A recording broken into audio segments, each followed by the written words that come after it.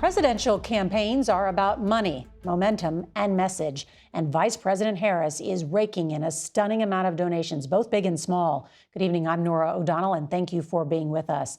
The Vice President today kicking off the first full day of her presidential campaign by visiting the newly minted Harris headquarters, greeted by hundreds of enthusiastic staffers in Wilmington, Delaware, who you heard chanted Kamala. And she is moving swiftly to consolidate party support, and now every single Democratic governor has endorsed her. Plus, Speaker Emeritus Nancy Pelosi today backing Harris, saying she has the full confidence that the vice president will lead Democrats to victory. There's also a new CBS News poll out tonight that shows Democratic voters are on board. 79% of them say the party should nominate her. In addition, 45% say the Democratic Party's chances against Trump are better now. Only 10% say their chances are worse.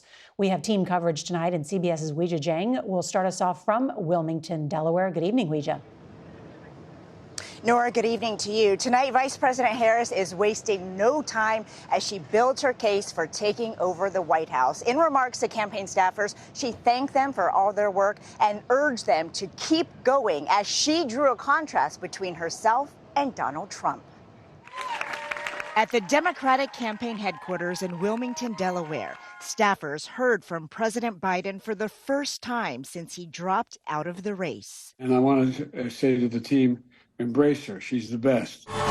Then the emotional and energized crowd heard from Vice President Harris in her debut as the campaign's ticket topper. I love Joe Biden, and I know we all do, and we have so many darn good reasons for loving Joe Biden. And I have full faith that this team will be the reason we win in November. Harris is already a money machine. Groups backing her have raised $81 million since yesterday, setting a record for the most raised by a presidential candidate in 24 hours, according to her campaign.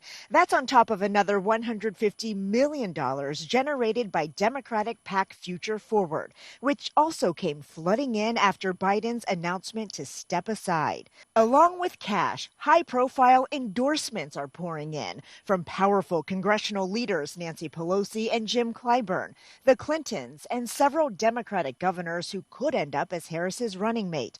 On the list of those staying neutral for now, the Obamas, Senate Majority Leader Chuck Schumer, and House Minority Leader Hakeem Jeffries. So far, no one has said they will challenge Harris. Late Sunday, Senator Joe Manchin of West Virginia said he was considering a run, but that changed by the time he appeared on CBS Mornings today. First of all, let me make it very clear to you, Tony, I am not going to be a candidate for president. Harris is expected to focus on her experience as a former prosecutor who stands up to fraudsters and criminals. Donald Trump is a convicted felon, according to a new campaign message. Republicans blame Harris for the influx of migrants at the southern border and claim she is weak on crime.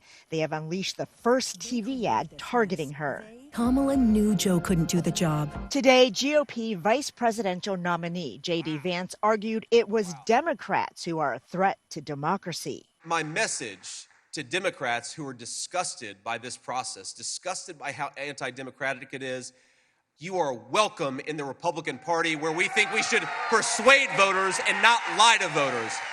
Come on in, the water's warm. Tomorrow, Vice President Harris is returning to the campaign trail with a rally in Wisconsin. The campaign says the number of volunteers has also surged since Biden dropped out, with 28,000 new people. That's more than 100 times the daily average. Norah. Weijia Jiang, thank you very much.